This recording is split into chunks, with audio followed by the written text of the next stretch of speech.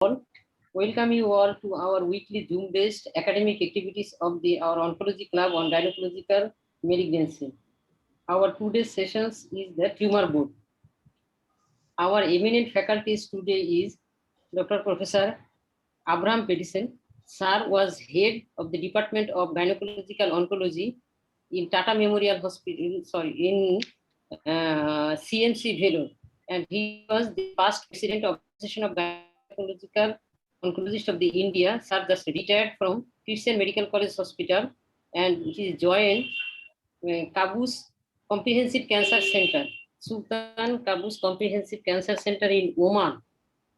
And our another faculty is medical oncologist. He is Professor Dr.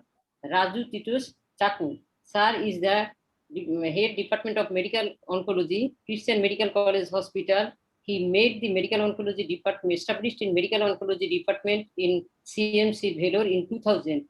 He is involved in very much clinical trial and also in very organization.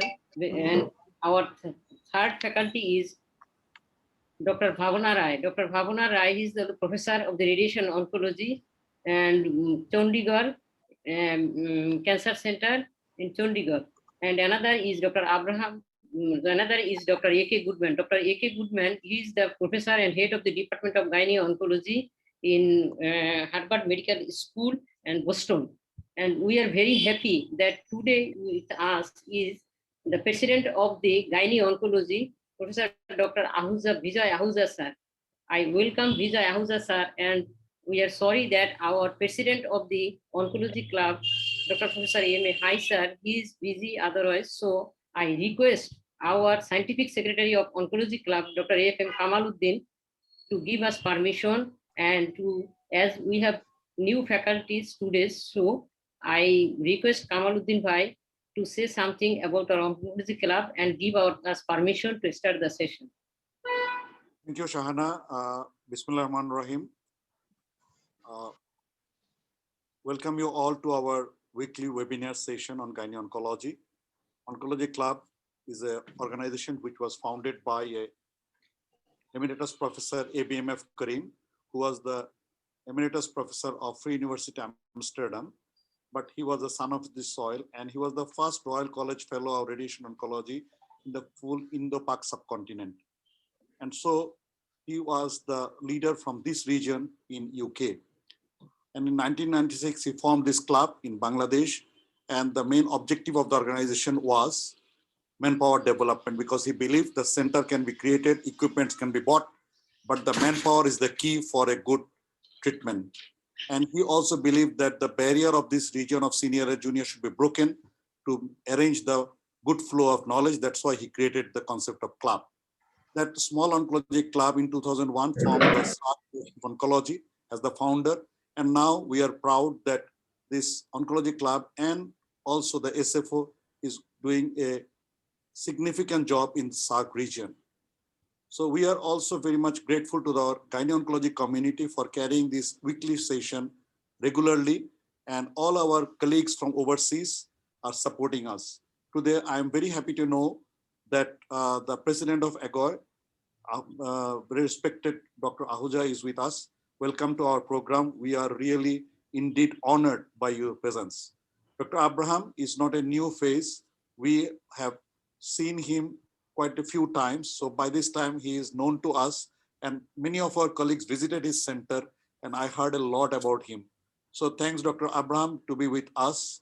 Dr. Raju Titas Chakko, few days back, he was with us in Bangladesh, and he attended one of our conferences as a faculty physically.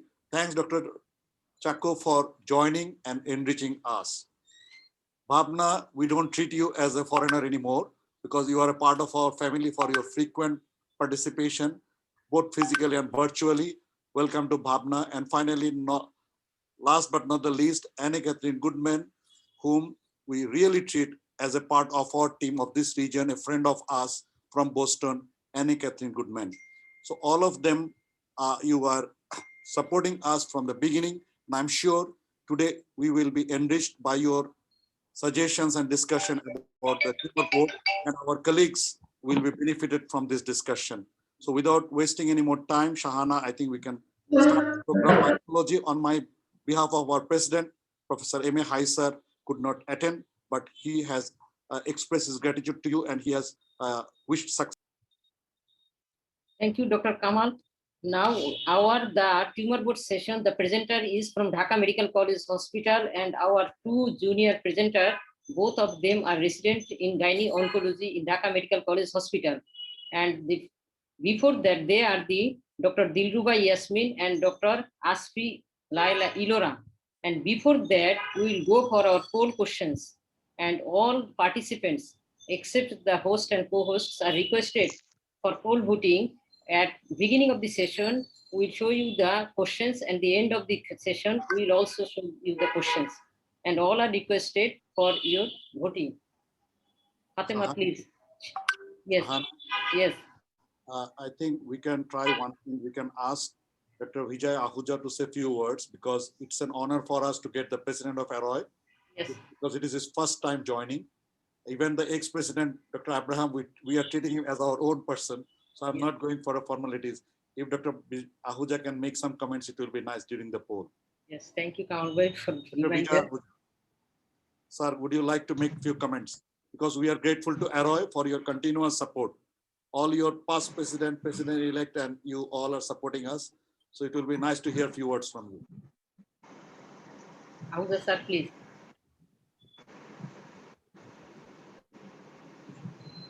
Ma'am, do I give the poll questions? No. Before that, the president of the Association of Gynae Oncologists of the India, Dr. Vijay Ahuja, sir, is requested to say something about this program. Yeah, hello, good evening. Good evening, sir. Thank you for your invitation to me to speak now. Actually, I had just by chance joined your session. I had got a link to my WhatsApp and I was very curious to know how the sessions are run and what is discussed. And I'm sure there'll be something really great to learn from you all.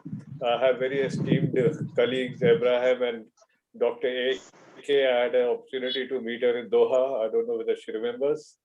And it will be really interesting. And I hope I can join further on so that I know exactly how things go on. But it's a wonderful initiative and it's a wonderful cooperation between all of us. And I look forward to this session. Thank you. Thank you, sir.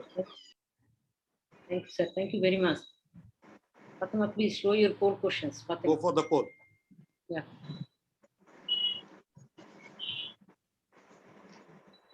Ma'am, is the poll question visible?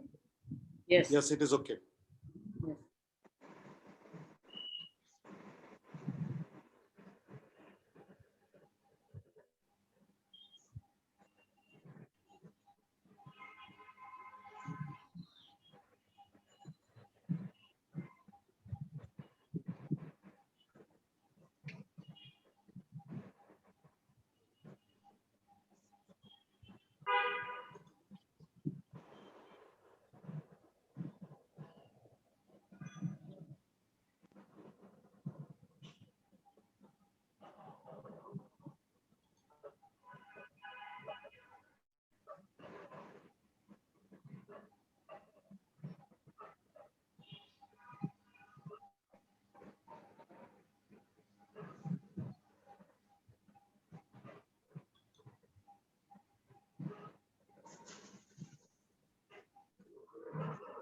This question 30 seconds. 30 seconds.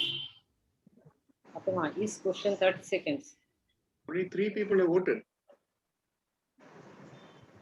All participants are requesting People to vote. Only 3 people voted. We are requesting every participant to vote. We will repeat the question again at the end, but it's very surprising. Only 3 voted. Sir, do I move forward to the next question? Next question, please. Yes. All the participants are requested to participate in the poll because later on there will be award for but among the participants. We will make a lottery and the 3 winner will be selected from the participants. So out of 74, only 6, 7. Everybody is requested to participate.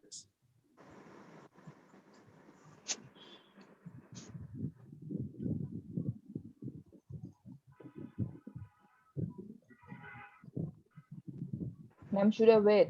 It exceeded the 30-second limit. Go for, okay. So next question. So their time is only for 30 seconds. Please be fast to join. The last question. It is the last question. Yes, sir. Okay, 30 seconds only. So please move fast.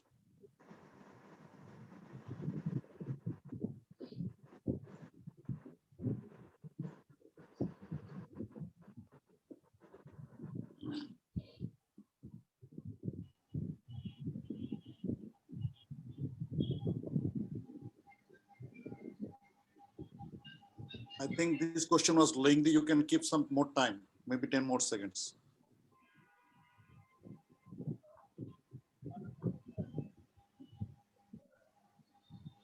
So the polling got closed. Okay. Shahana, proceed. Thank you, Fatima. Welcome, ma'am. Now I request at Dhaka Medical College from the participant, junior participant and first participant, that Dr. Dilruba Yasmin, to go through your presentation of the first case. Dr. Dilruba Yasmin, please.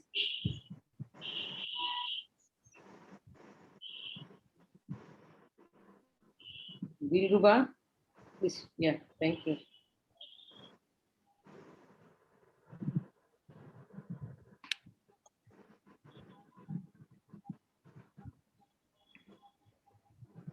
Please go to slideshow. Am I audible? Yes, please. Assalamu alaikum, Honorable Chairperson, respected teachers, national and overseas gynecology faculties, and learned audience. Welcome and a very good evening to you all. I am Dr. Dilruba Yasmin, FCPS Gynecology Subspecialty Trainee, Indian CH. With due permission, now I am going to present the case.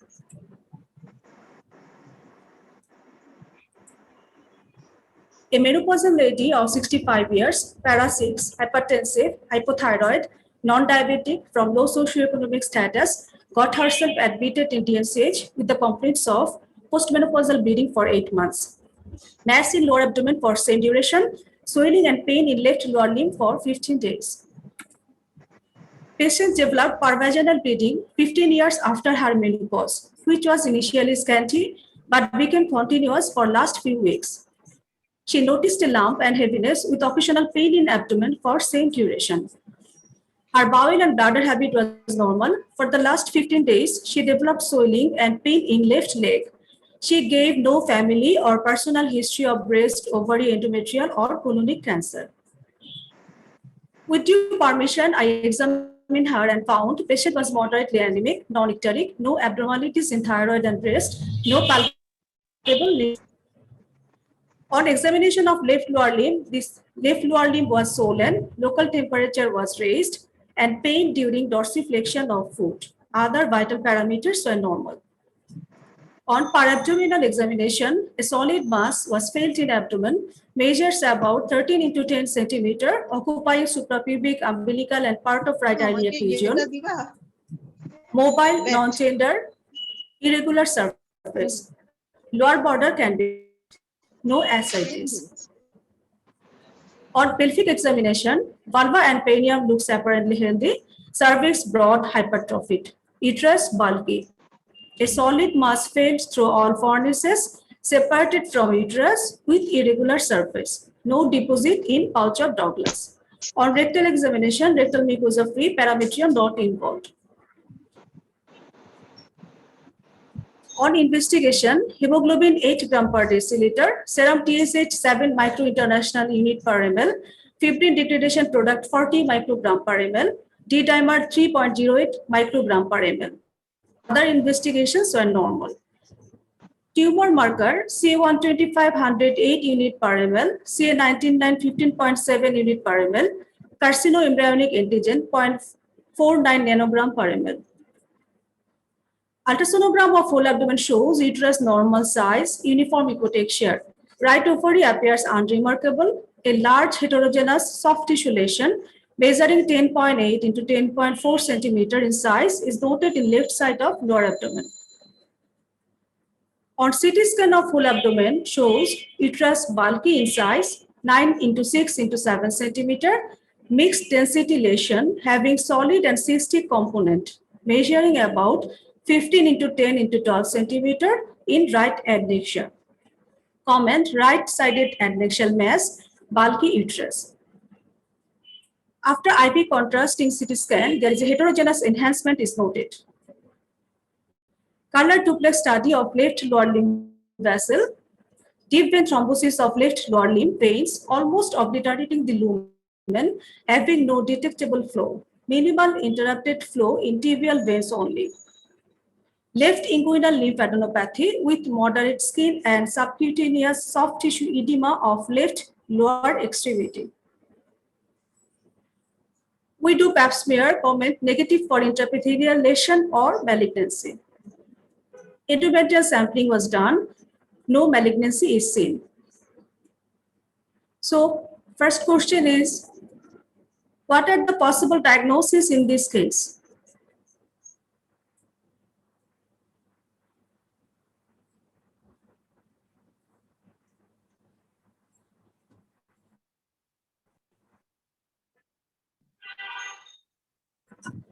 I like to open the floor to all.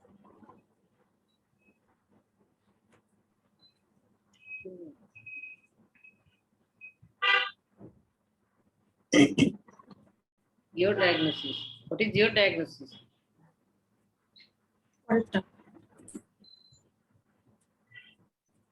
She was diagnosed as a case of malignant ovarian tumor with deep vein thrombosis.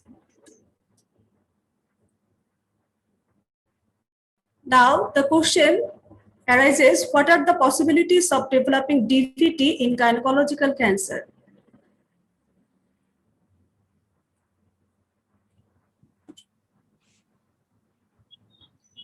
Abraham sir, please. Sir, please.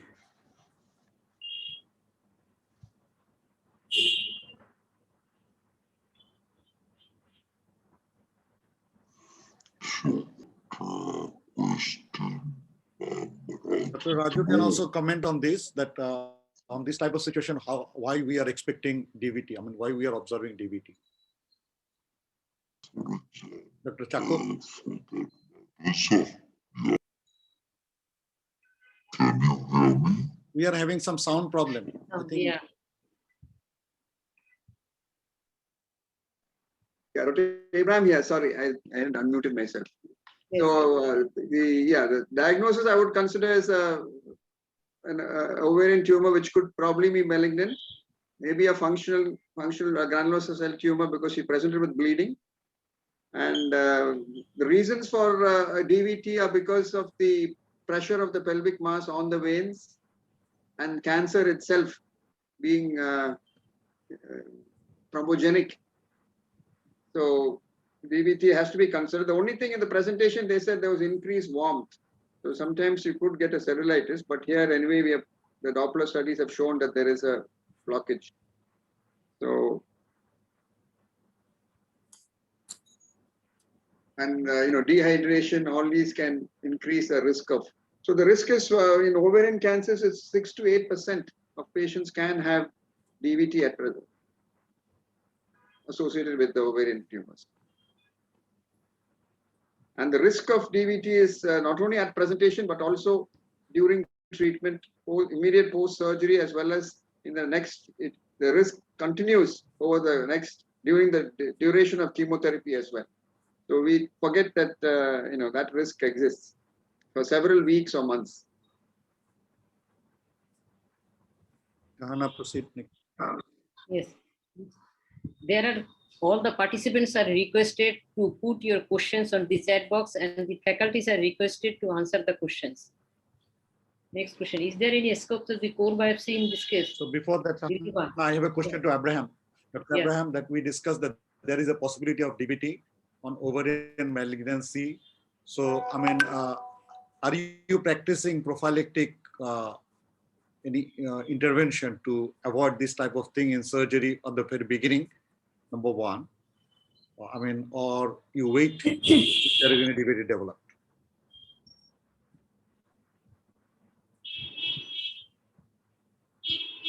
You need to unmute, Dr. Abraham. Dr. Abraham, can you please? Yes, yes, sorry. Yes, we practice pharmacological prophylaxis, that is enoxaparin or clexane, on the night before surgery. So we usually give 40 milligrams the night, that is the night before surgery. And if the patient is stable, we start 12 hours after surgery. So this is a routine for you for any ovarian malignancy, suspected ovarian Yes. malignancy. And also all patients have TED stockings. All patients have sequential compression devices while in the ward and during surgery as well. Only, And we encourage early ambulation. So these are measures to prevent DVT. sir, only ovarian malignancy or in all malignant surgeries? All malignancies. Yes, sir. Yes. Okay. I mean, now we are doing a study so that we are screening everybody before. Otherwise, we were not screening everybody before surgery. But now, because we are doing a study, we are doing Doppler studies on all patients. But that's only part of a study. Sahana, next question. Proceed. Igruba. Is there any scope of core biopsy in this case?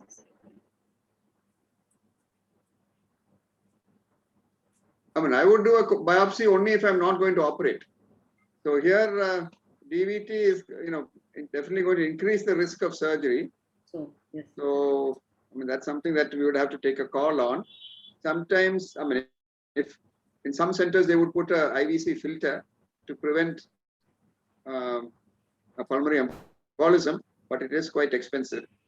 So that is a problem. So in these cases, if it is early case stage, even after that, we will go for the core biopsy for neoadjuvant chemotherapy, sir. No, unless we are not going to operate for Yes. some reason, for medical problems or patient is not willing or something, then we may. With But if we are going to operate, then no biopsy. Sir, if the patient has already, he has deep vein thrombosis. So what will be your treatment plan? We would start them on anticoagulants. So we would keep her on anticoagulants for a couple of days. We'll get a vascular surgery consult. Yes. And we will take a joint decision whether to operate or not. And if she can afford it, we might put a IVC filter. So one question can come. Dr. Abraham said this is the classical case that we should start with surgery, but maybe the DVT is a barrier for going for surgery. So my question to Dr. Raju Chakku, that in that case, will you in the MDT, will you be in favor of going for neoadjuvant? No, see, first we need to make a diagnosis of a malignancy. That is paramount, before we consider neoadjuvant therapy. Now, the advantage of going in for a surgery is you will get the diagnosis at surgery.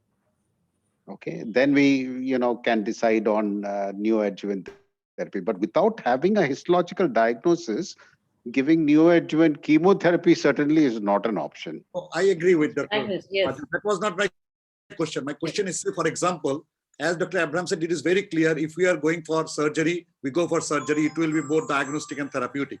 Correct. But for any reason, for this DVT is a barrier for surgery. In that case, will you suggest to go for a core biopsy, get a diagnosis, if required, go for chemotherapy because there is a DVT? So my question is whether DVT will be a barrier for chemotherapy also or not? No, not really.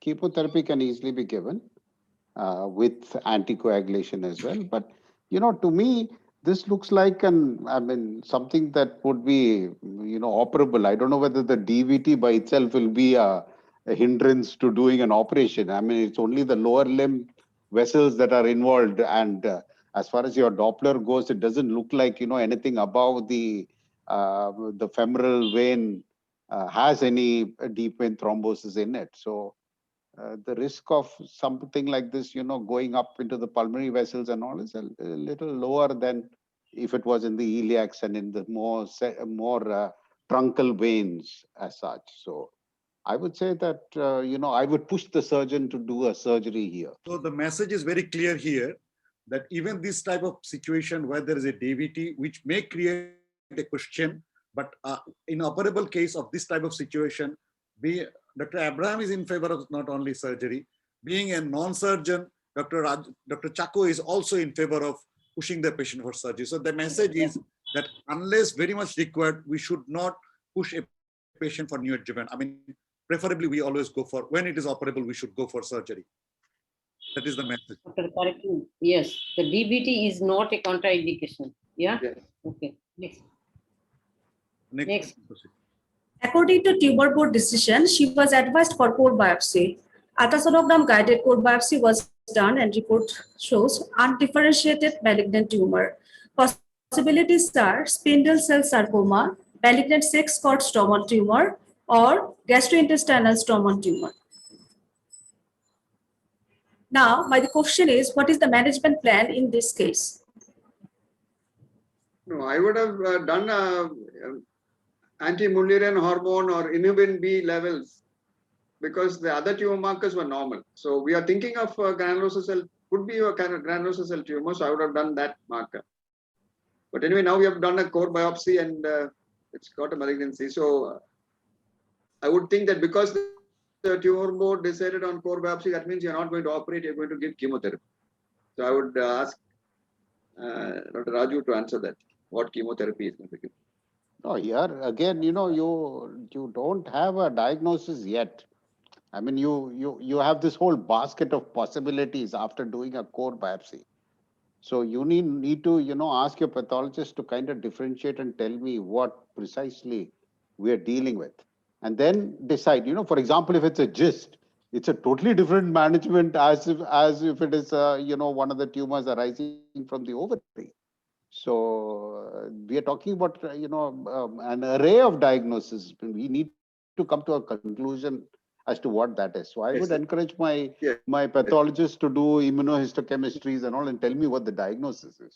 Very true, because the pathologist should be part of the tumor board.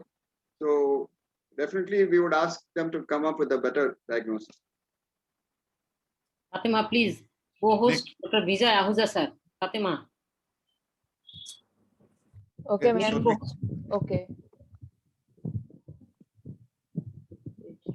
Or anything for me? Ma'am, he's already co-hosted.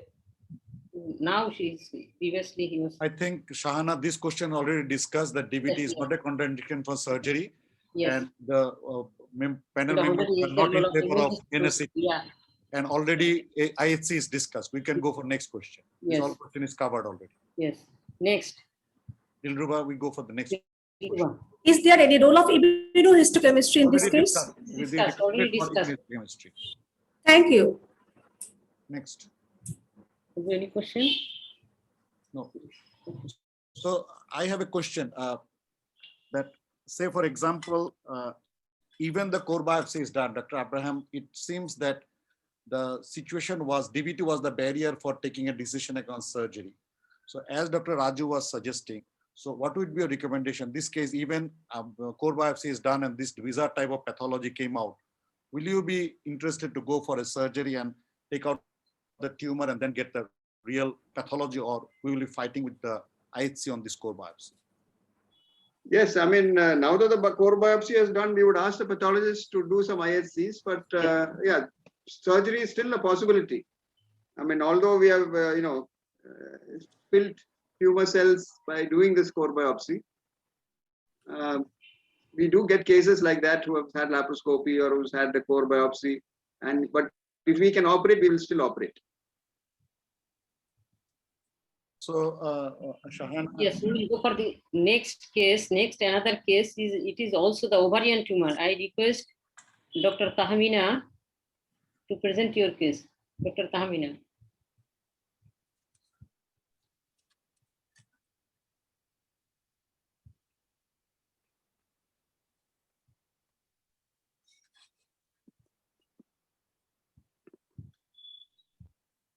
Am I audible, madam? Yes, you are. Is these slides are visible? Yes.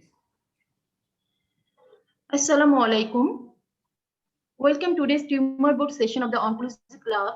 Honorable Chairperson, respected foreign faculties, and learned audience. I am Dr. Tahmina Akhtar, resident gynae-oncology, National Institute of Cancer Research and Hospital, going to present today's case. A 36 years hypertensive and diabetic multiparous regularly menstruating woman having family history of gynecological malignancy, attended in outpatient department of gynecological oncology of National Institute of Cancer Research and Hospital as a case of right adnexal complex mass detected on routine ultrasonographic screening. Regarding her family history, her sister died of ovarian malignancy and her mother died of endometrial carcinoma. She did not use any contraception. Bowel and bladder habit was normal.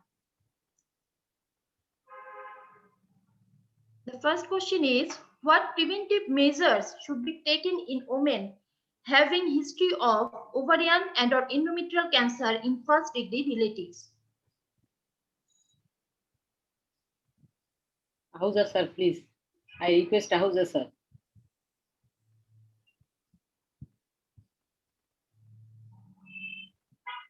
Hello, sorry, it's for me. Yes, sir. Sorry, I thought I'm an observer today. No problem. Actually, you can't have preventive measures just by saying there is a history. I mean, you have to have a full family tree. But now, since most of the ovarian cancer, we advise a BRCA testing. So a BRCA testing would be in order, and based on the BRCA testing, whether they are a carrier of a mutation or not, and based will be determined. And depending on the carrier status, further preventive measures can be advised, depending on the age of the patient's relatives also. So all those things have to come in. But a first step would be BRCA testing whenever we suspect anything familial. Thank you, sir. The clinical examination revealed the performance status was 0. All vital signs were within normal limit. Breast examination revealed no abnormality and accessible lymph nodes are not palpable. Parabdominal examination shows there was no ascites, a partly solid cystic mobile mass about 8 into 9 centimeter palpated in the lower abdomen. And pelvic examination revealed uterus was bulky and antegrated mobile. A mobile mass about 7 into 6 centimeter in size fell through the right lateral fornix. No deposit in the pouch of Douglas. Ultrasonogram of the whole abdomen of the patient revealed there was a right ovarian complex mass with internal septation, prominent left ovary. And the MRI of the whole abdomen revealed right adnexal multiloculated complex mass about 9 into 8 centimeter with thick internal septation, altered signal intensity, possibly neoplastic. And in MRI, the left ovary was mildly enlarged, about 4 into 2.94 centimeter with thick walled cyst and internal solid component. The tumor marker of the patient shows that all the tumor markers of the epithelial and germ cell lines were within normal limit except CA125, which was raised, and the value was 57 unit per ml. The genetic testing was performed and there was BRCA1 genetic mutation, which was heterozygous. The endoscopy of the upper GI tract of the patient revealed no abnormality, but the colonoscopy, there was a rectal polyp and the biopsy was taken from the polyp, which histopathology report revealed well differentiated rectal carcinoid tumor. So the diagnosis was right adnexal complex mass with rectal carcinoid tumor. My next question is, what advanced imaging, MRI or CT, should be done in this case? Which is preferable for these patients?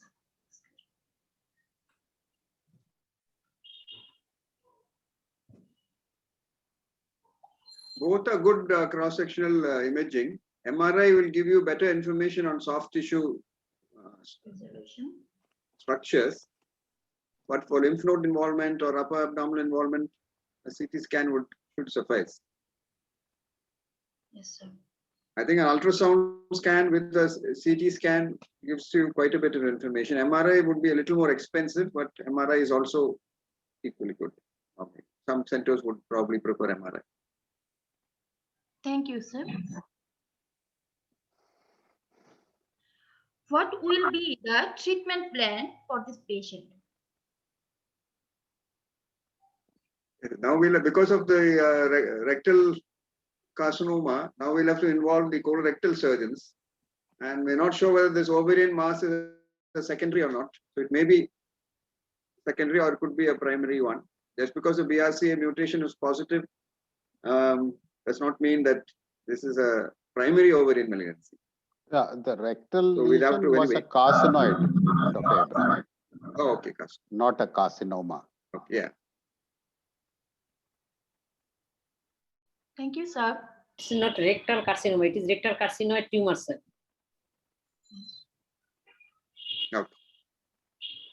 Thank you, sir. So, the management was according to multidisciplinary tumor board decision, laparotomy with frozen section biopsy performed in National Institute of Cancer Research and Hospital in Gynecology Department on 28th December 2020.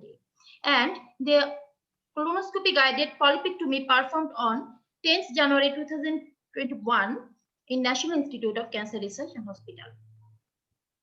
The perioperative finding was there was 2 adnexal masses in both ovary, about 9 into 8 centimeter in right ovary and 3 into 4 centimeter in left ovary. Partly solid and partly cystic masses. Irregular surface, capsule ruptured, excision of right and left adnexal mass, and it was sent for frozen section biopsy. The frozen section biopsy revealed that it was positive for malignancy, and it is the histopathological slide which shows the positivity for malignancy. So the next question is, what will be the subsequent operative management of this patient?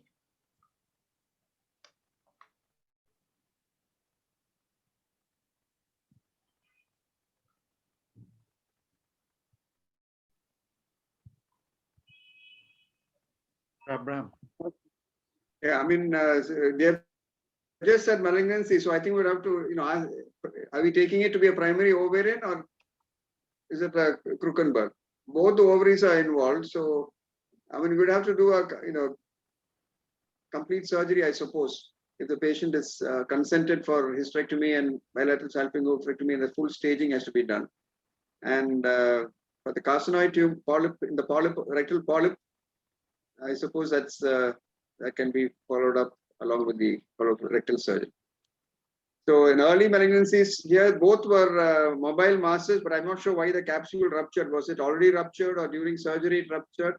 But anyway, we would take washings, we would do a omentectomy, lymph node dissection, and so on, if it's a carcinoma of the primary tumor of the ovary. If it is Krukenberg, we will not do the lymph node staging. Thank you, sir. So thorough surgical staging were performed, that is exploration of the abdominal cavity, peritoneal washing, no metastatic deposits identified, biopsy from the suspicious area, total abdominal hysterectomy with bilateral salpingo-oophorectomy performed with infocollic omentectomy, bilateral pelvic and para-aortic lymph node dissection done, and surgical stage was 1C2.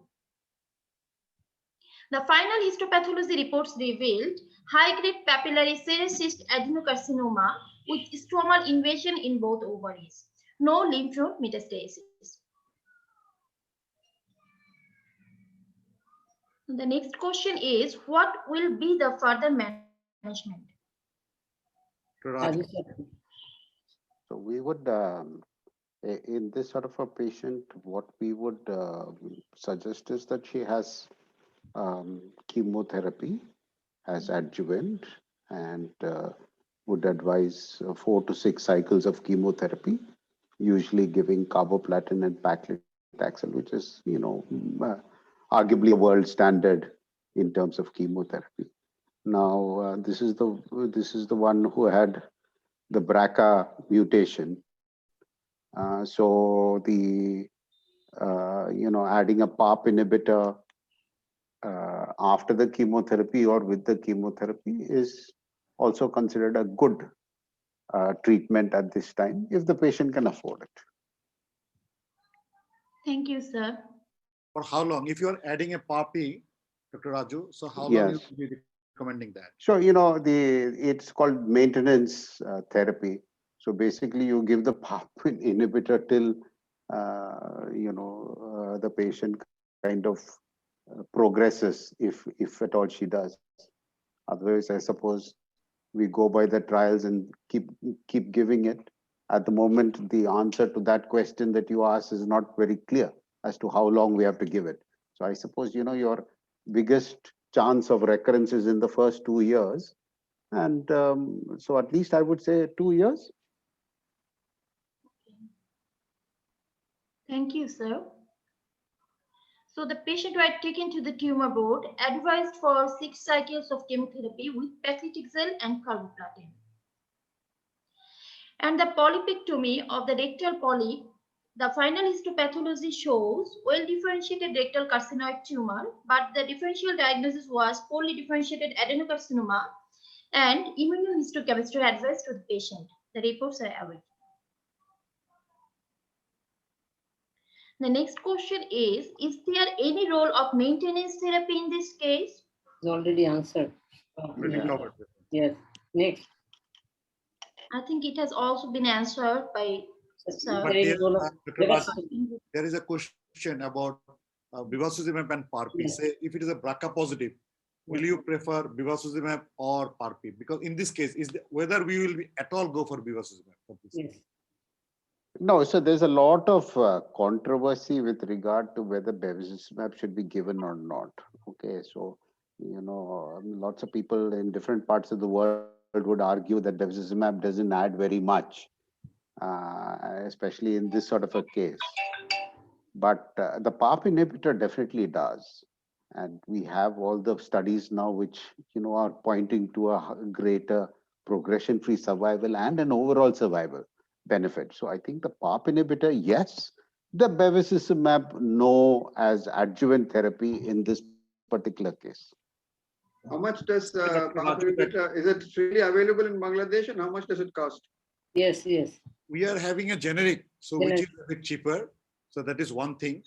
And Dr. Raju, another question to you is that can we say that if there is no ascites or no extensive thing, probably as you said, there is a controversy about bevacizumab.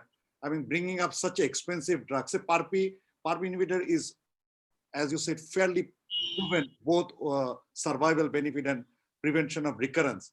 But bevacizumab has a gray zone, it may or may not, and even it is very small. On the other way, the cost is very high. So what is your, in broad, can we say that if there is no effusion or no massive thing, should not be thinking about bevacizumab? What are your comments? Well, even what you mentioned, about all this ascites and all that also, you must remember that this is a subgroup analysis of the larger studies which have shown some benefit of bevacizumab in those subgroups. So I would be very careful in using bevacizumab in ovarian cancer, and my own personal preference is not using it. But I understand that people all around the world do use it quite a bit. And like you rightly said, there's a cost involved, there are the side effects involved of this, and one must take that into account, especially in countries like ours, where patients have to pay out of their own pockets. So in this sort of patients, I'd be a little hesitant to add bevacizumab. So Shahana, the message from Dr. Raju is very clear that bevacizumab sounds a great drug, but may not be a very great drug in ovarian malignancy. This significant p-value and those things are sometimes very much bookish. In practically, if you consider the outcome, cost, and everything, side effect, it may not be as hot drug like other sites. So bevacizumab in other site, in lung, maybe there's something, but in ovary, we heard from other colleague like Joya from Takta Memorial also, that not a big fan of bevacizumab in ovarian malignancy. But yes, as Dr. Abraham was asking, if somebody can afford, of course, we should try to give PARP inhibitor because that has a very definite proven role already established. Can I just put a question, make a comment? Yes, Dr. There are two things. One about PARP inhibitors. mean, I agree it's an effective drug for BRCA mutant patients. But the question is even whether this holds true for early stage ovarian cancer as well as for advanced stage ovarian cancer, because I am not too sure about the stage. Only the capsule was ruptured, everything. I don't know about metastatic disease. So whether with an early stage ovarian cancer, do we have enough evidence to recommend PARP, considering the cost? Now, secondly, for bevacizumab may have one indication which is still persisting would be those cases who are wild type BRCA, that means where no mutation has happened, and those who have been suboptimally debulked, who have obvious disease after primary surgery, and these are more likely to be platinum resistant. There may be some role of bevacizumab, but results are not good. It's more of a palliative setting. So the limitations are there for bevacizumab use right now. So Amina. Thank you, madam. Next question is, what advice will be given regarding the genetic testing to a family member?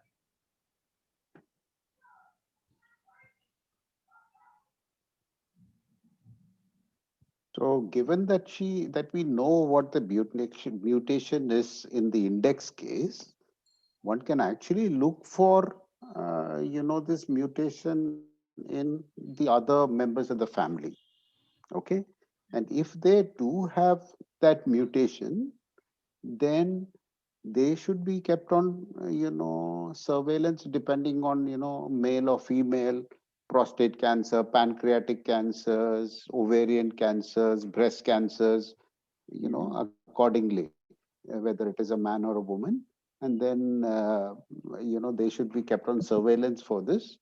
And there are, given the propensity of a much higher risk of ovarian and breast cancer, today's world, people are doing skin sparing mastectomies, oophorectomies after finishing the family. So, these are things that are done to reduce the risk of malignancies in the family of other or the other people. This is commonly called cascade testing, but it requires a lot of counseling. Patients must understand the risk and benefits of each of these procedures, and then only we just proceed with these things. Thank you, sir. Thank you all for patient sharing, and special thanks to our respected Professor Shahana Parveen Madam for giving me the opportunity to present this case in this platform of Oncology Club. Thank you. Thank you, Dr. Amina. Now I request Dr. Aspi Ilora to present her case. Aspi Ilora from Dhaka Medical College Hospital. Stop your share screen.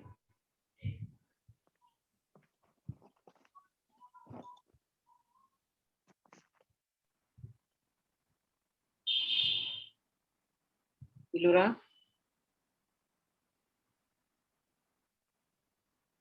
Ilora. Madam. Yes, share your screen. Yes, ma'am.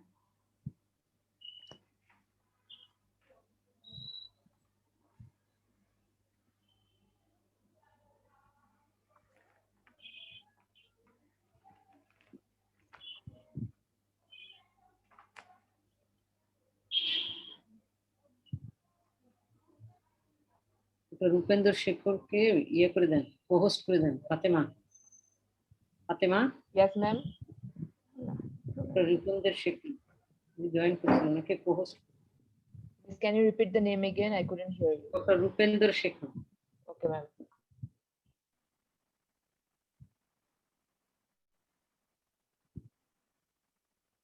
Start, please. Ilora.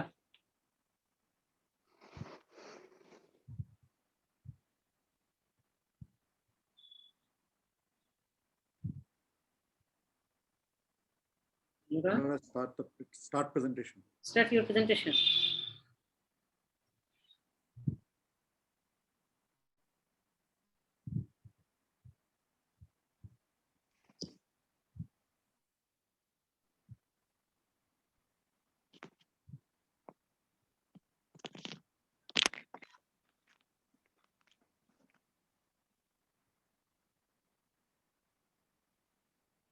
Nura?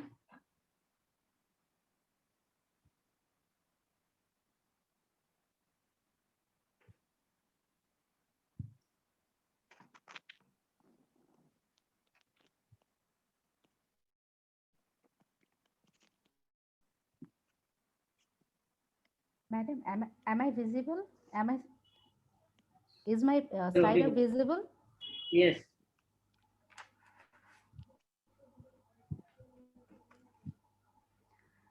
Respected teachers, honorable faculties from abroad, Assalamu alaikum and very good evening. I am Dr. Ashfi Laila Ilora, FCPS Gynae Oncology student, Dhaka Medical College Hospital, is going to present a case with the permission of the chair.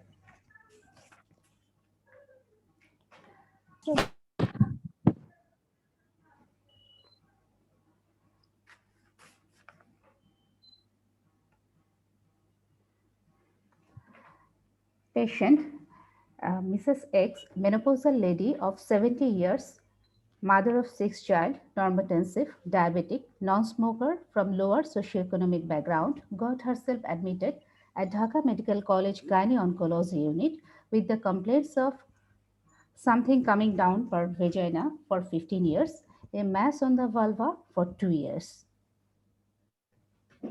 Patient was suffering from chronic vulvar itching for last 8 years. She was treated several times by local doctor. For last 2 years, she developed a mass which was increasing in size. Her bowel and bladder habit was normal. She was severely anemic, non-icteric, non-edematous. Breast, thyroid were normal. Other vital parameters were within normal limit. Bilateral inguinal lymphadenopathy present, a 3 into 4 centimeter in right side and 5 into 4 centimeter in left side. Both were free from underlying skin but fixed with underlying structures. Pervaginal examination revealed an exophytic growth about 6 into 7 centimeter involving the labia majora and minora and extending up to the external urethral meatus.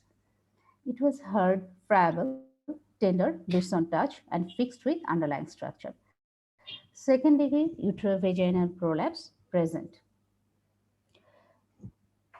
Left side of the photograph shows there is a vulval growth and a uterine prolapse, and right-sided photograph shows bilateral inguinal lymphadenopathy. She was offered some investigations. Among all her investigations, only hemoglobin percentage was below average. It was 6.25 gram per deciliter. Ultrasonogram of whole abdomen revealed bilateral hydroureteronephrosis. Biopsy from the vulval growth was taken and report revealed squamous cell carcinoma, which was moderately differentiated.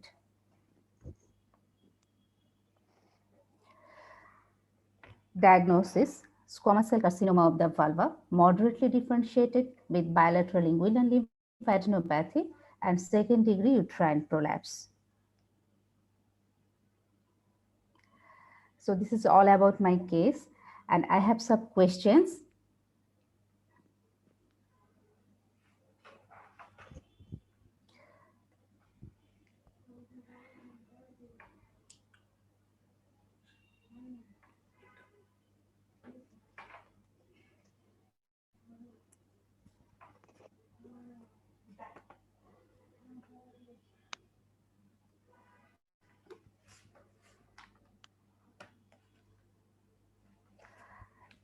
Is there any role of CT scan in vulval cancer?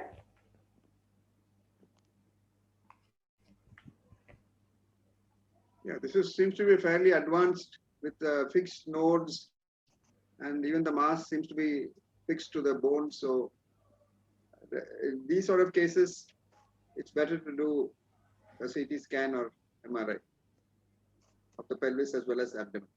Sir, which will be, of course, chest needs to be imaged. Sir, which will, I mean, if it's the very early stages, probably you could do without, but yeah, in advanced cases, better to do. okay. Which will be better, sir, either CT or MRI? Like MRI, like I said earlier, MRI would be good to see the soft tissue structure. So if you think the extent of this vulval growth in the local extension fixed to the bone and so on, MRI may be better. But If there's a big cost difference, then CT should be okay. Okay, sir. Thank you so much, sir. Dr. Bhavana, please. Do you do the imaging CT scan in vulvar cancer patients? Dr. Bhavana, please. Yes, Dr. Shana, I'm here. So we will definitely do a CT scan in this patient. I mean, some form of pelvic imaging because she's got big inguinal lymph nodes. So she does have chances of having pelvic lymph nodes as well, and even for ruling out metastasis, also we would want to do a CT scan. Routinely you do CT scan in vulvar cancer cases? No, only in advanced cases. Yes, okay. Next, Laura, next. Ji.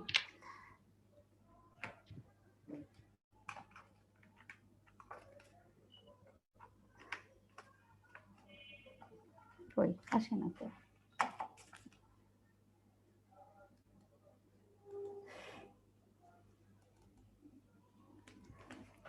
My next question is, what should be her treatment plan? This case would definitely be discussed in the tumor board, where the radiation therapists as well as the radiologist would be there. So we would, of course, look at the extent of the tumor,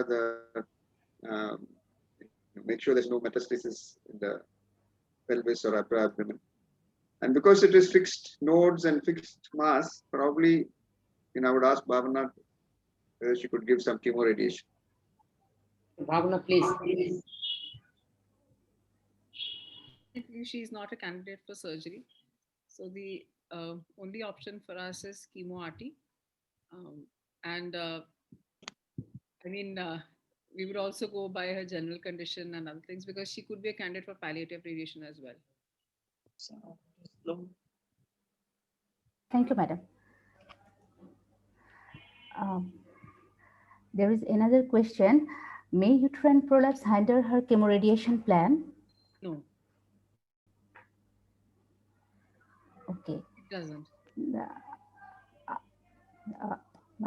How will we manage uterine prolapse by repositioning or anything, then go for chemoradiation?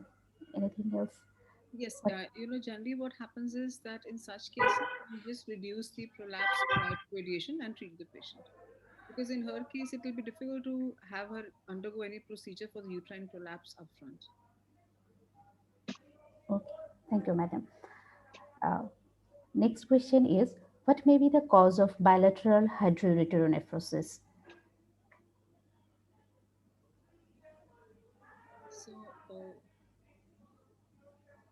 what were the imaging findings there? I'm sorry, I think I missed a... Madam, there is an only ultrasound was given. The ultrasound shows... was the vaginal examination done for this patient? Vaginal examination, sorry madam, I can't. Vaginal examination করেছেন, PV examination করেছেন? Ji madam, vaginal examination was done, and after repositioning, the uterus was atrophied and fornices was shallow only. What about the cervix? Cervix was apparently healthy. Okay. So she could be harboring nodal disease as well. That could be the cause of hydronephrosis, but it's usually because of the lateral spread into the parametria that causes hydronephrosis. So in this case, you're saying the cervix is normal and we are ruled out of synchronous cervical malignancy, because that is also one thing that has to be looked for in patients with CA vulva. We always do a pelvic examination because you could have those two simultaneously as well. So in her case, the bilateral hydronephrosis, we are not sure whether it is obstructive hydronephrosis.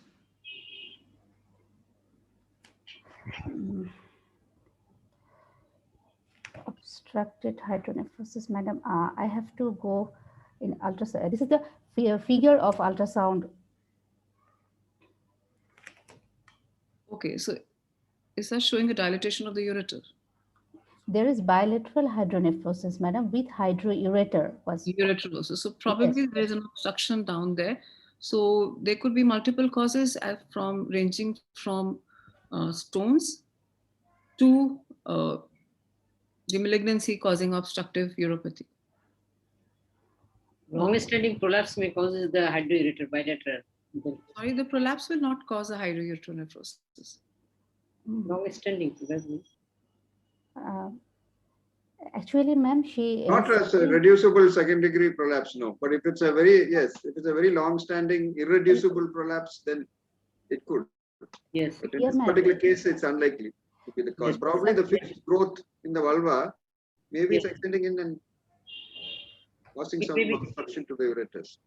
Yes, sir. It may be inguinal, femoral lymph node or the interiliac lymph node that may cause the hydroureter necrosis. Lymph nodes. Yeah. Thank you, madam. And my last question is that, is there any role of bilateral double J stenting before starting radiotherapy? Yes, if there is a hydronephrosis, definitely yes, there is a role of doing bilateral DJ stenting prior to starting radiation, especially if you are intending to do chemoradiation. So first we have to see her creatinine clearance, and then we'll decide regarding concurrent chemotherapy. Otherwise, prior to radiation, also we should have her undergo DJ stenting. Okay. Thank you so much, ma'am. Thank you, Dr. Ilora. Now I request Dr. Rumana Afroz to present your case. Dr. Rumana, please.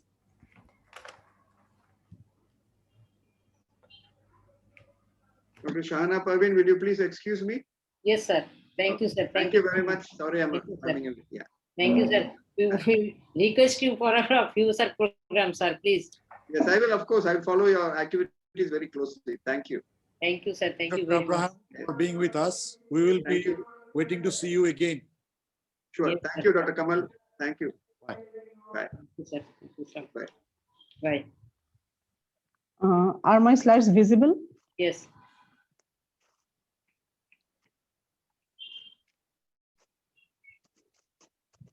We are very happy today that both AGOI president and the secretary general, both of them are with us, Kamal Bhai, Dr. Rupendra Shekhar and Dr. Vijay Ahuja, sir.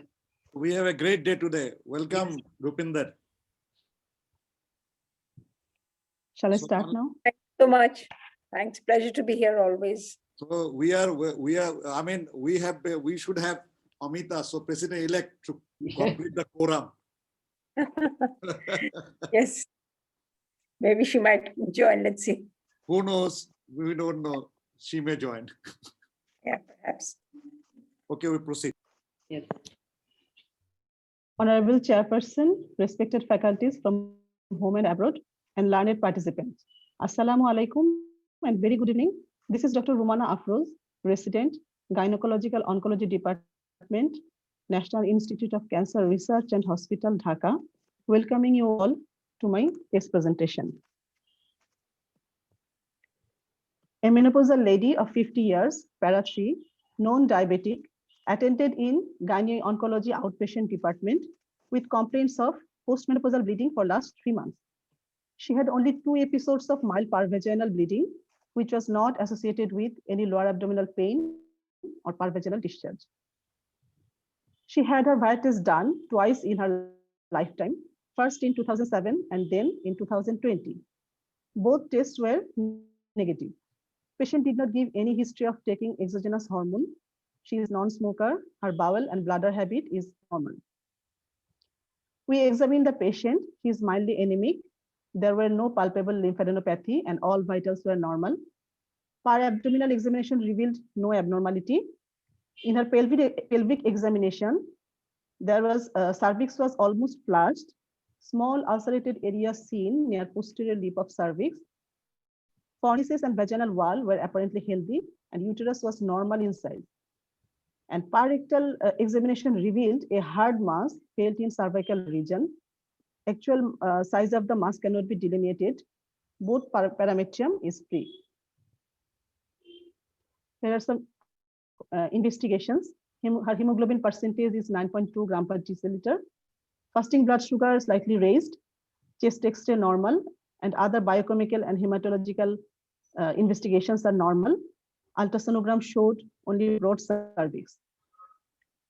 We advised pelvic MRI in this patient, and the MRI showed a mass 4 into 2.5 centimeter in her endocervical region, uterus normal in size, endometrial thickness is 6 millimeter, no pelvic lymphadenopathy, and no parametrial invasion.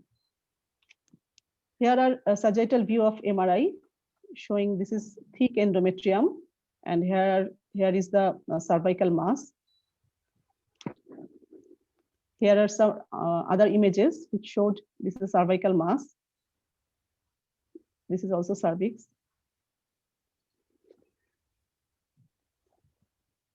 Now my question is, what are the probable diagnoses in this case? Is this cervical cancer with endometrial extension or endometrial cancer with cervical extension?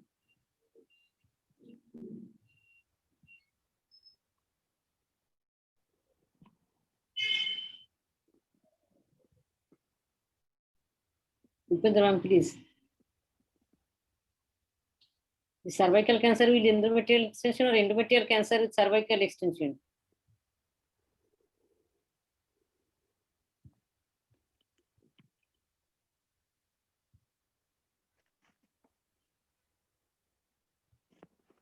Dr. Bhavana? Yes, Dr. Shahana. Yes.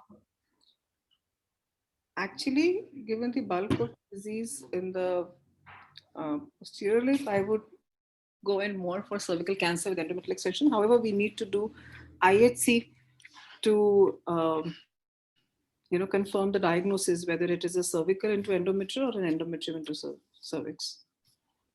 Oh, I'm sorry, Shahana. Actually, I was muted. I was talking and I just realized I was muted. Yes, of course, Bhavna. Good to see you. Yeah, I agree. We need to do a biopsy.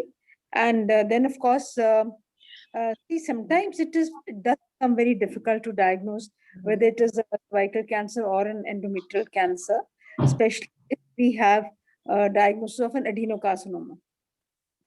So we have to use IHC, where, of course, P16, if it is positive, will tell you it is cervical cancer. But sometimes, even for an endometrial cancer, you can have P16 positivity. So in that event, the diagnostic IHC is P40. If you have a P40 is present, then of course is expressed, then it is a cervical cancer definitely.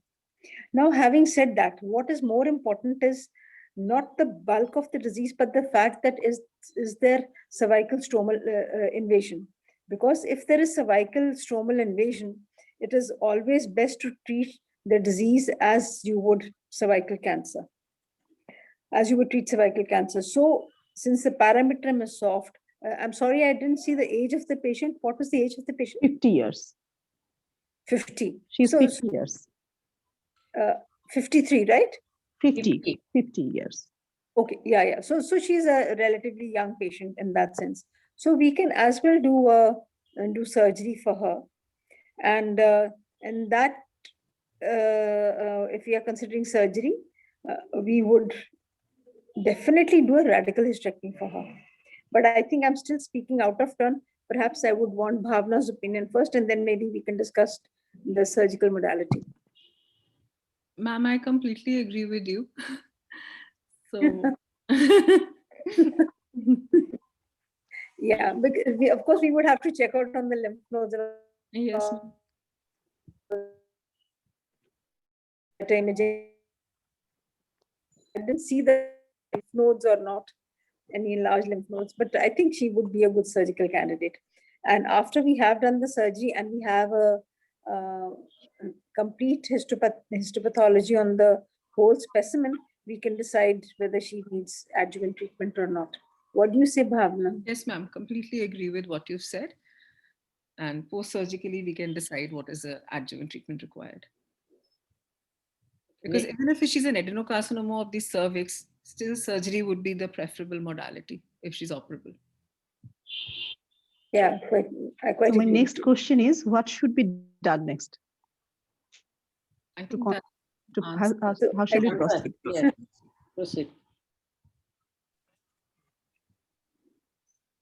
So I think we've already adequately answered that. Yes. Yes. Okay. We have taken cervical biopsy, which showed infiltrative adenocarcinoma And we also performed endometrial sampling, which showed simple hyperplasia. My next I question. want to ask one question here. Okay. How did you manage to do an endometrial sampling with such a large growth in the cervix? Not large growth. It is ulcerative growth. It is ulcerative nature. Yeah, whatever. Endophytic. Whether it's exophytic, endophytic, or whatever. Endophytic. Yes. How you managed to get an endometrial sample, and how are you sure that it is from the endometrium and that? Just So, typically, yeah. not doubting your diagnosis. It is not that. But this is a learning exercise, and whenever there is a growth in the cervix, it's generally quite difficult to get an endometrial sample, which would actually tell you that okay, it is only simple hyperplasia or whatever else. You will generally get, it's difficult to diagnose that a normal endometrium when you're trying to take a sample from the cervix. It can be done, but you have to be careful. So in that event, sometimes you can use a pipple. Yes. The pipple will not interfere with the, a cervical growth. Yeah. So that. Thank you, ma'am. So my next question is, what may be the cause of false negative Vaya test in this case? Vaya, in any case, the specificity as well as the sensitivity and everything else is just 50%. Just the same as pap smear. So there's no question of why it falls negative. Something which is only half correct, even in normal circumstances, can be negative. What should be the ideal cervical screening method for postmenopausal ladies in low research setting?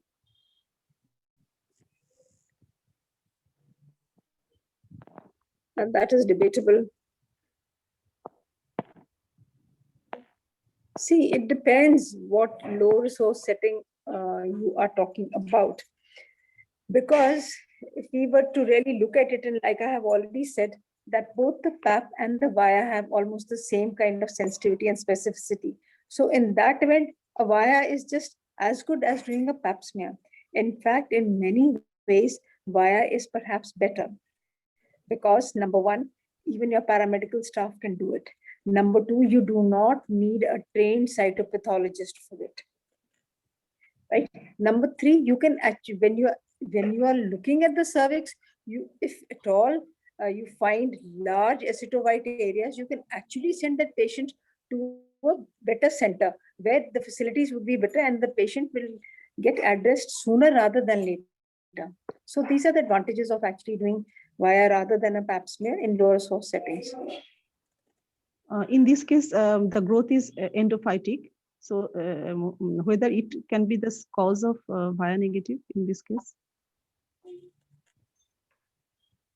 Yes, perhaps. Okay, thank you, madam. Next. So our final diagnosis is adenocarcinoma of cervix and stage is 1B3. And my question is, what should we do other advanced imaging, as we before performed only pelvic MRI? We have not assessed whole abdomen or chest. Should we do other advanced imaging in this case? Bhavana, please. I don't think any other imaging is required if we have the pelvic MRI. In the absence of any pelvic lymph node metastasis or a locoregional spread, metastasis to distant sites is extremely uncommon. Thank you, madam. What should be her plan of treatment now?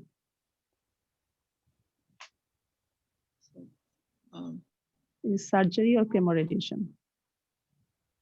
Now, unlike squamous cell carcinomas, where for a 1B3, I would straight away say chemoradiation. For an adenocarcinoma, I would definitely like to seek the opinion of the gynecologist and have a tumor board, because in an adenocarcinoma, if it's operable, I would still prefer surgery. I would nevertheless want Dr. Rupender's opinion also on the same. Yeah, quite right, Bhavna. I quite agree with you. And of course, sometimes one might want to even give a neoadjuvant chemotherapy in such a case, shrink the growth hormone, downstage it and get it to a 1B1 or something and then do surgery. But on the face of it, one can, if the parameter is soft and one is skillful enough, definitely one should attempt to do surgery for such a case. Rupinder, ma'am, I have one question from you. We have no experience of giving neoadjuvant chemotherapy in such a setting. First is, do you have any, and do adenocarcinomas respond well to NICT? I mean, that's just out of curiosity that I'm asking you if you have any experience. Sure, most welcome. We have actually, I'm now forgetting the exact reference. We had actually published a paper wherein we had given chemotherapy, neoadjuvant chemotherapy, to half the cases. The total number of cases accrued was around 70, and we had given neoadjuvant chemotherapy to about half of them. And of the patients who received chemotherapy, neoadjuvant chemotherapy, about 40% required adjuvant treatment, that is after surgery, whereas rest 60% had received, had achieved pathological CR. So they did not require any other modality. However, let me caution you that this is definitely not the standard of care, more so after the study published by TMH, wherein this that giving neoadjuvant chemotherapy followed by surgery is definitely inferior to giving CTRT. Yes, certainly. So, So was it all adeno or it was squamous? Because squamous generally do respond still well, the exophytic tumors, but I am not sure about the adeno. It was actually 2/3 squamous and 1/3 adeno. Okay. Yeah. So what is the message from here? Even it is see, as it is of all the cervical cancer cases, it's almost a 60-40 or sometimes even a 70-30 of squamous and adeno. Though the younger the patient, more are the chances of getting an adenocarcinoma. And not only that, we have come across patients, in fact, almost on a regular basis, of patients who are young, they have adeno-CA, they have received radiation, they have not responded, and we have had to do surgical, use the surgical modality, either do an RH or sometimes even an anterior exenteration. Yes, ma'am. Because again, coming to another question, sorry, I also have quite a few queries.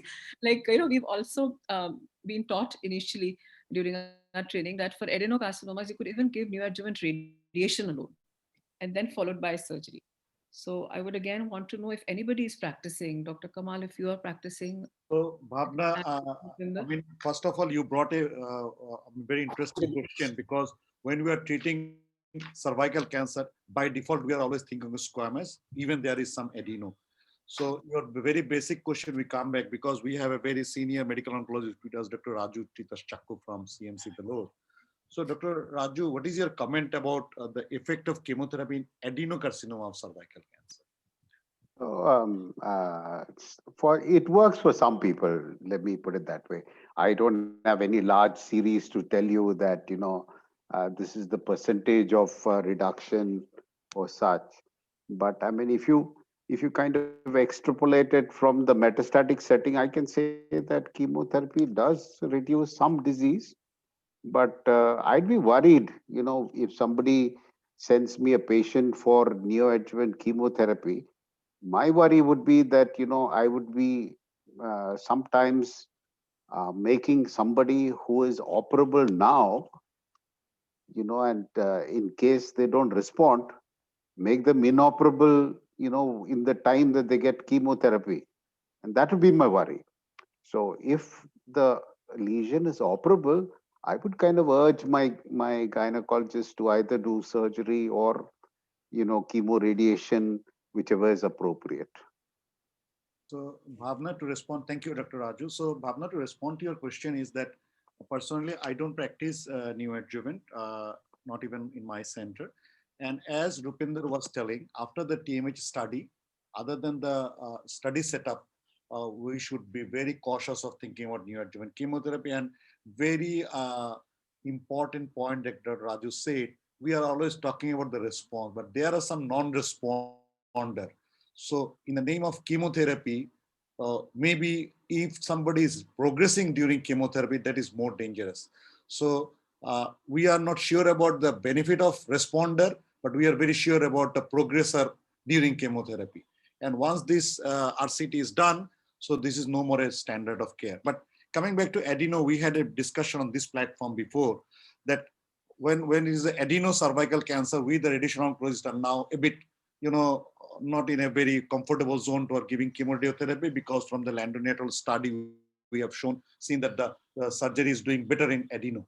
And if you look at the Japanese who have a very good experience with cervical cancer, by default, they go for surgery for most of the adeno in cervical. They don't go for chemoradiotherapy. I mean, it is their rule of thumb. If it is adeno, go for surgery. If it is squamous, go for chemoradiotherapy. And they have good series on that. So as Bhavna was telling, if it is adeno, we are not very comfortable with chemoradiotherapy. We will always try to get a surgery, and later on, if required, maybe go for adjuvant, because we know this type of patient do worse than squamous.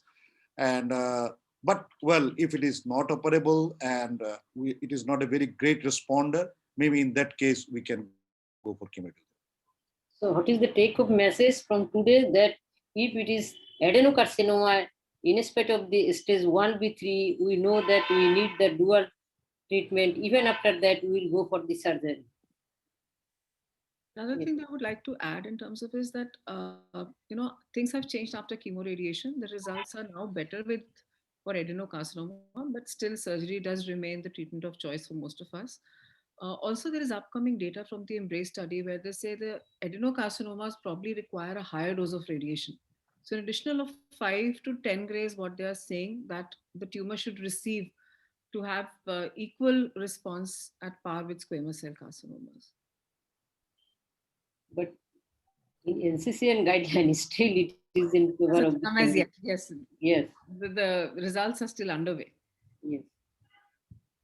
See, if I may say so, that NCCN guidelines have been written by Westerners to be followed by Southeast Asian countries. They themselves don't follow the NCCN guidelines. So I think we can kind of regard the NCCN guidelines as guidelines, and perhaps sometimes tailor the treatment as per the patient.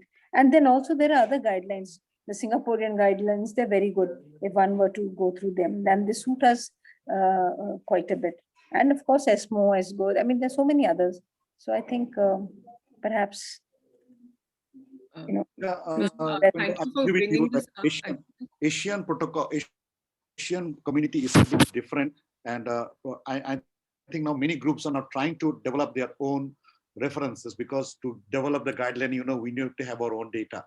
So they are working on it. As you said, Singaporean, Chinese, they are very good for the head and neck NPC guideline, because and head and neck, the Western never sees such a big node on the neck. So they don't have a very good data on that. So we trust the TMH and Shaukat Khanum and all these regions. And for the cervical cancer, I'm involved with a study group of Japan, FNCA, that where we have done, Bhavna, that prophylactic periodic radiotherapy, we have shown, and it is published in Red Journal, when there is a pelvic node positive, we have given prophylactic periodic node, and we have shown that the survival is 72%, which is a great result. So this type of things are coming up in this region. And I think we are waiting for the data of this high dose in adeno, because we have seen, because cervical cancer, we have opportunity to give high dose without offending the OAR. So maybe that could be another solution for this adeno in longer time. But I think for the trainees, we actually discourage them to follow the NCCN guidelines. Yes, we have the quorum is fulfilled. The TMS has joined, so we may take their suggestion or their experience. So Amita, welcome. I was telling that the president of AGOI, ex-president of AGOI, secretary of AGOI was there. We were the president-elect. Fatima, please, so Dr. the Amita quorum is complete once you have joined. Ma'am, can you? Hi, very good. Maheshwari. Yes, Okay, thank you. Very good evening. I'm enjoying the discussion, and I think very interesting points have been made. So Amita, any comment on the adenocervical? What is your practice in Tata? So I agree, we are on the side of surgery in adenocarcinoma. Having said that, anything, if it's very large 1B or 2, we do not do surgery, we offer them chemoradiation. Are they doing anything different in chemoradiation or doing the same protocol? I think they are doing the same. They are doing the same. Only thing is we have this boost kind of thing which they give if there is residual disease. Bhavna can tell more. But if there is residual disease at the end, they do give additional radiation. But otherwise, we give the standard radiation. Doses are same. Yes, ma'am. Actually, in these cases, quite a few centers, we are giving additional brachytherapy boost. Because that's what I said, there is upcoming data regarding dose escalation in adenocarcinomas particularly. So Bhavna, the message from the resident is that in cervical cancer, I mean, when we are thinking of dose escalation, it should be more like brachy, not in EBRT.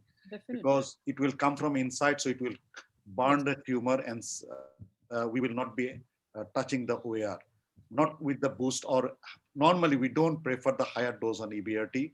If we want to add something, we'll be adding on the brachy. Do you agree with that? Right. Yes. Yeah, so Bhavna, are we using those interstitial needles for residual disease? Yes, ma'am. We are using combined intracavitary interstitial techniques now routinely. Okay. So, yes.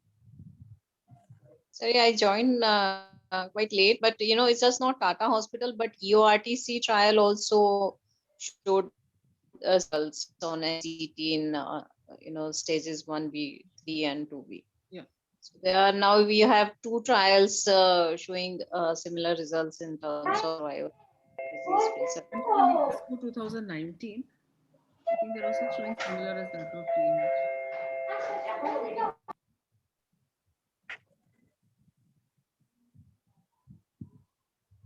So, Shahana, we can say that we should first discourage NSCT in cervical cancer. That is the number 1 message. Number 2, in borderline situation, I mean, when there is a doubt about the surgery or the tumor is big or all the risk factors, we can go for chemoradiotherapy when it's squamous. But when adeno, we should reconsider surgery because the outcome is better with surgery if it is operable. And as Bhavna was telling, after surgery, in some cases, there is a scope for salvage surgery. And regarding chemotherapy in neoadjuvant, maybe in very select cases in a trial setup, as Amita was telling, not only TMH, the next trial also came out. And here we also are not getting neoadjuvant as a great solution.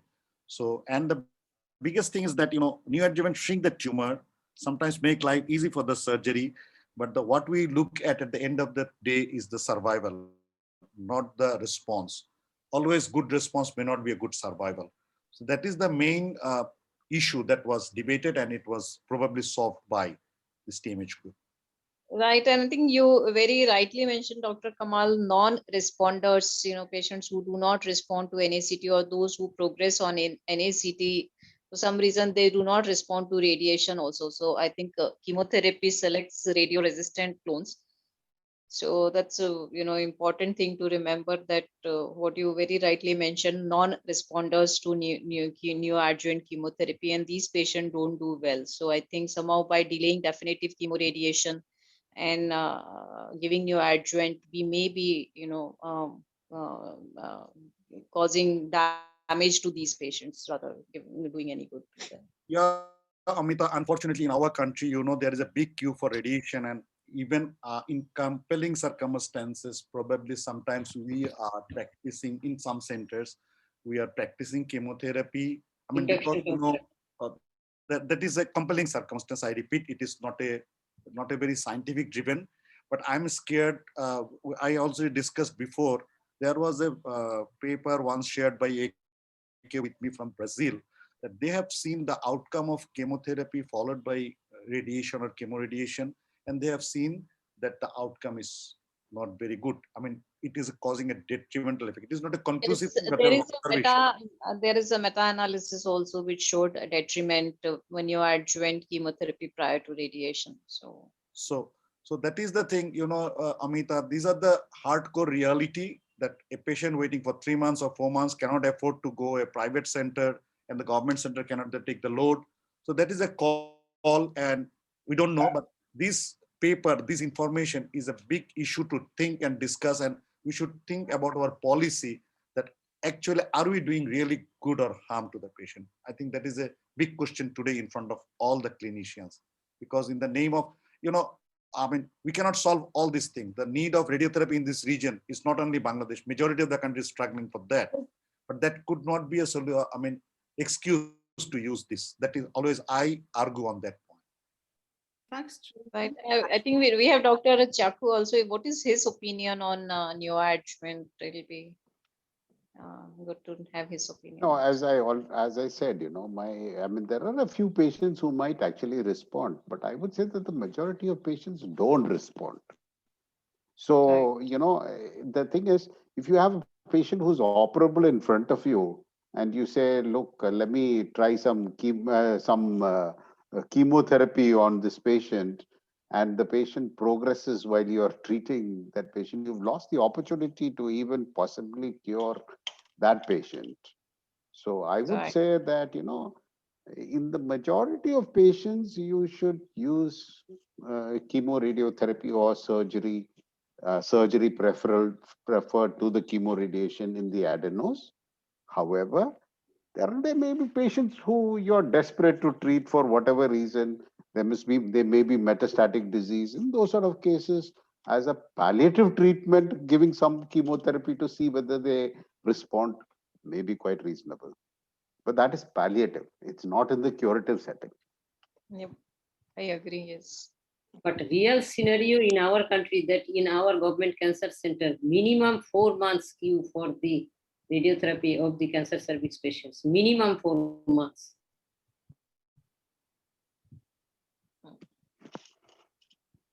No, so we have to, ask the question whether giving chemotherapy is better than waiting for 4 months. And that I don't know the answer. Honestly, I don't know the answer to that. And I don't know whether we'll ever do a study to see whether what the answer to that question is. Yeah, it's going to be a no ethics committee will approve. Yeah, we'll approve of that. So I don't know what the answer is. Induction chemotherapy is given, 2 or 3 cycle induction chemotherapy, then followed by the radiation. Yeah, I know what you mean, but see, the general principle that I hold is, when you don't know what to do, don't just do something. It's better to do nothing and don't harm the patient from that perspective. Okay, but like I said, there are desperate situations in the world where patient really wants something, and you're desperate to help the patient, and you end up doing something. I agree with you in certain in those sort of situations. But when there is a patient who has a tumor that is curable, making that tumor incurable by waiting for so long is certainly not something that I can say, yes, do some chemotherapy while you're waiting. That would be terrible. Well, in fact, our basic principles of radiotherapy state that neoadjuvant chemotherapy can result in resistant clonogenesis. So that is why it should not be encouraged, or it should not be the standard practice. But we are seeing a change in certain tumors, and I think we still need to keep those basic principles in mind while deciding the treatment. Absolutely agree. Yes, patients are ideal, I agree. But the only thing is that a 4-month wait, making a treatable tumor completely untreatable, and one is just waiting for something to happen. And after 4 months, then the machine is not working any longer for some reason, and that time extends on. And then we have not treated the patient at all, and she's now got some VVFs, and she's all that sort of stuff. And I think maybe ASCO has also come up with guidelines. I mean, they are not very new, but these guidelines do state that in countries where there is a dearth or shortage of radiotherapy facilities, neoadjuvant chemotherapy may be given, though it is not considered the standard of care, but they do mention is in those guidelines. Bhavna, that was the resource stratified recommendation of ASCO, but I think they published it before the TMH publication. Is it still there? I don't think it is there yet. I think it holds true if you do not have the resources. Okay. Then what do you do? So when there is no resources, no radiation, that what Raju was telling, whether it is better to do something than doing nothing, nobody knows. And when the patient is also demanding and you see the tumor is growing, I mean, scientific, always science doesn't work. Yes. And as Dr. Raju, from his very experience, I am sure he is told that when the situation and the patient demand, sometimes, the patient is demanding and then nobody is going to wait for 4 months. So, but in general, what we are discussing here, because many students here, 108 participants are there. So the basic message is NSCT should not be a standard recommendation. That's all.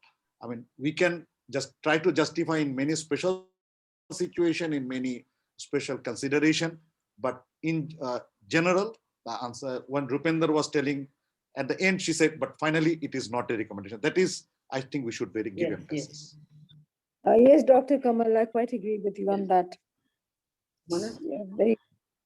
Yeah, very nicely put. That, in fact, is the message which one wants to send home. Yeah. So Shahana, do you have anything else? Rumana? Rumana? Any question? Rumana? No, I don't have any further question.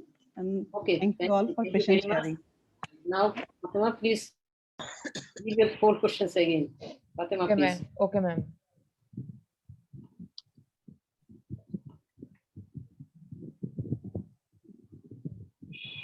I sent a mail. Did you receive it? Sir, I haven't checked yet.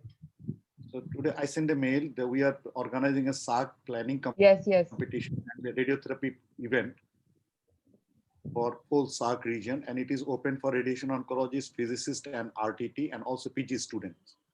So please try to circulate. We have given it to AGOI. AGOI have endorsed it, and they are supposed to put it in their website, but I shall appreciate if you can share it among your colleagues and students also. Yes, I shall surely do so, Dr. Kamal. So this will be I mean, we are doing it with Radiation Knowledge of USA. It will be a web-based planning competition for the physicist, and oncologists will see the knowledge share session, so they will understand why the top planner was awarded. It will be a prize for the country-wise and the total SARC region-wise. Surely, I think that should be nice and interesting. I'll do that. Please, thank you.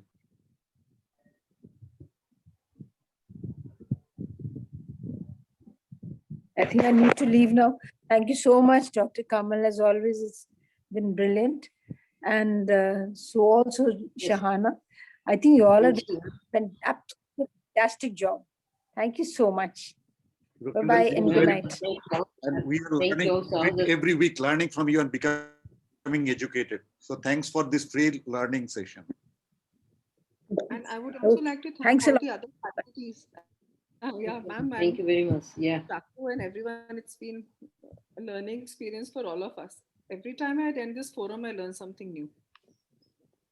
Yeah, same here actually. I agree with you on that, Bhavna.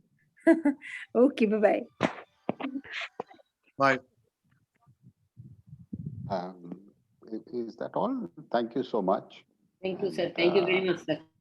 Dr. Raju, thank it was you an very much. enjoyable It was your first time. attendance, and we shall request, if possible, we will be trying to communicate you in later. Yeah, sure. You're welcome. Please. I mean, you have I my. still remember you gave a lecture on lung cancer, if I'm not wrong, in our BICC conference. That's true. Yes. Hopefully, in coming days, we will be getting your support in our regular endeavor. We are doing these programs and also doing on oncology, another weekly webinar on Sunday. So I will be sharing that with you also. Sure. Well, welcome. I'd be happy to join. Thank you so much. Thank you. Thank you for joining. Yeah. Only one question still. Ma'am, should I move to the next question? Yes, please. Yeah, only 30 seconds per question. 30 seconds only. Kota kya kar raha hai? Each question 30 seconds only. Okay, sir. In case of early stage malignant ovarian tumor, complete surgical staging includes all except peritoneal washing, total hysterectomy with bilateral salpingo-oophorectomy, total omentectomy, pelvic and para-aortic lymph node dissection.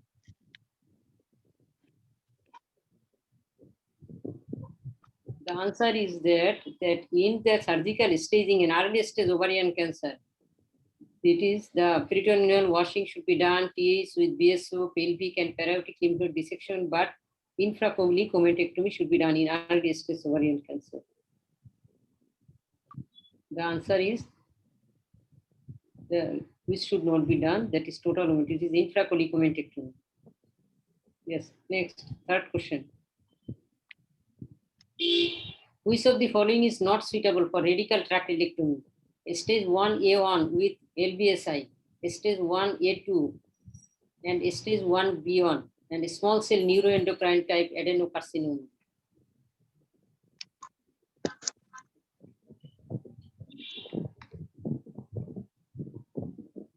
The answer is the small cell neuroendocrine type adenocarcinoma. Yes, because there is no role of fertility sparing surgery in case of other than the small cell neuroendocrine tumor. The poll is completed. So wait for the winner. Then there will be 3 winners.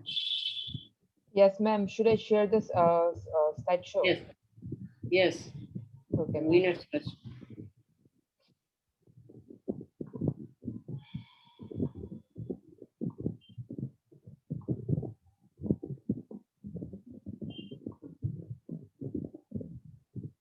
Winner 1, Jasmine Sultana. Winner 2, Moumita Tripura.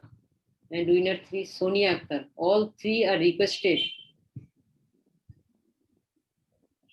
Yeah. Please put your phone number and you please on your video. All 3 are requested to on your video and you please and unmute them. All the winners are requested to give your phone number in the chat box. Otherwise, it will be difficult for us to communicate.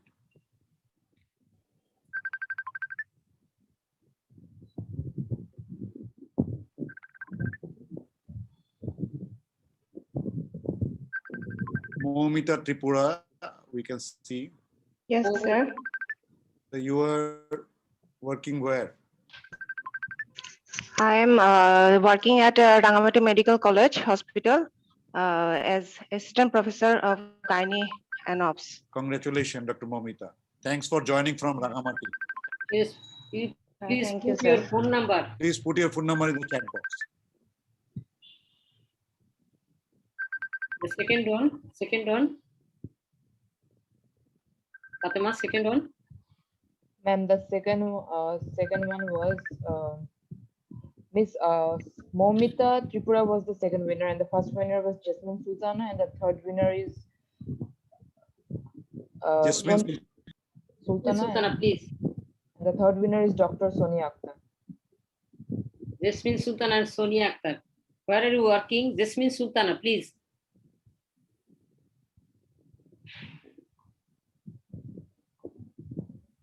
Dr. Jasmine Sultana, are you here?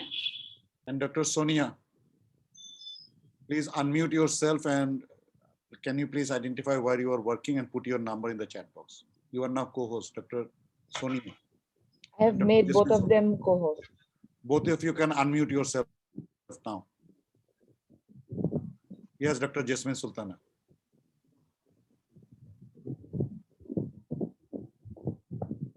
Assalamu alaikum. I am Dr. Jasmine Sultana, gynae oncologist, subspecialty student, Dhaka Medical College Hospital. Yes, put your phone number, please, Jasmine. In chat box? Yes. Dr. Sonia.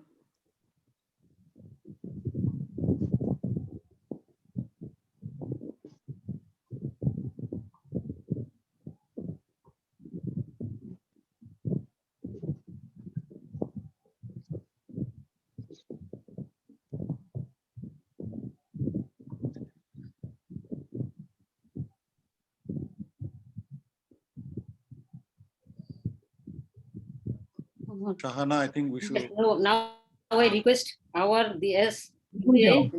tumor board presenter was Dhaka Medical College. So I request the head of the department of Dhaka Medical College Hospital, Professor Dr. Nazma Sultana. Dr. Nazma, please comment on our 2 days presentation, your students' presentations, and our session. Nazma, please.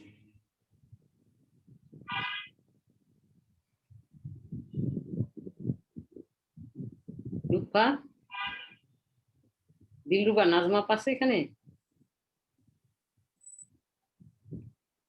হ্যাঁ আছে আসসালামু আলাইকুম আপা ছিল তো আমি দেখছিলাম বেশি না তো এখন এতক্ষণ তো ছিল আমার সাথে কথা হয়েছে সেশনের মাঝখানেও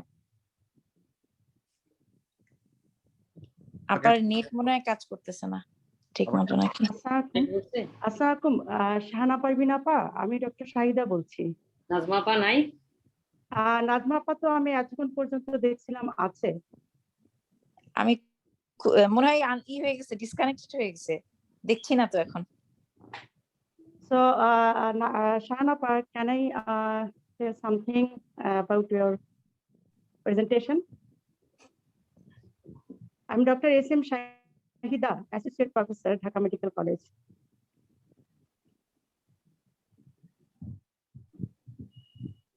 Shahana, please unmute, please.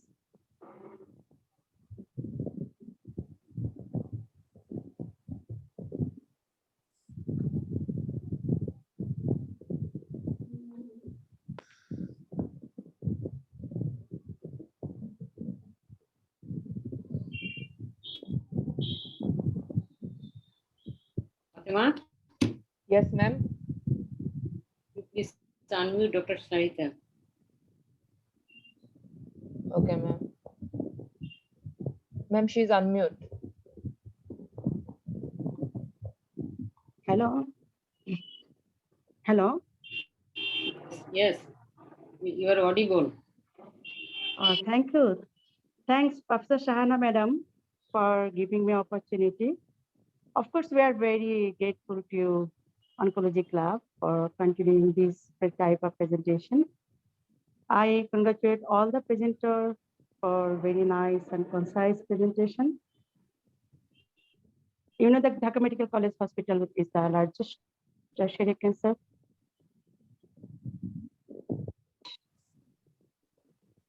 And so different type of also cancer patient are also referred here. And we arrange tumor board for management of this cancer. This type of clinical meeting in presence of learned professors from home and abroad will enrich our knowledge.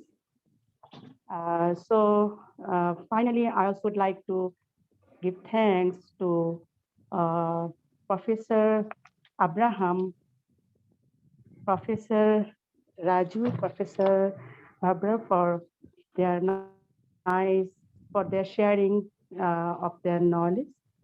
And finally, and I'd like to give thanks again to Oncology Club, and also special thanks to Kamal Bhai.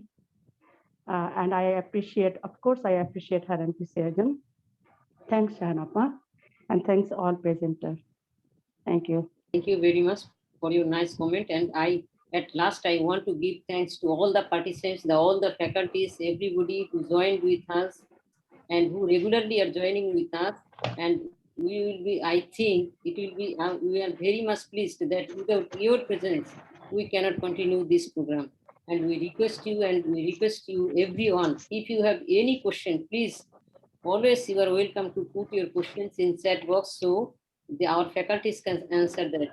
And I think at the end of the March or the first week of the April, we can arrange a workshop on the whole day, the cervical cancer workshop. And I will request our Oncology Club Scientific Secretary Kamal Bhai to give us permission to make a full day workshop in carcinoma cervix, because in last January and February, in these 2 months, we have the lecture series on cervical cancer, and I think another 2 classes in lecture series on the cervical cancer, and probably at the end of the March we can complete the lecture series. And I think inshallah before Ramadan we can arrange a workshop for full day workshop for cervical cancer. Kamal bhai, please. Shahana, in Oncology Club you don't need a permission, just go ahead. Yes. That is the answer. So whenever there is any proposal, the answer is yes, go ahead. When you need to do something, just do it and select the local and foreign faculties, design it and do it. Oncology Club is always with you.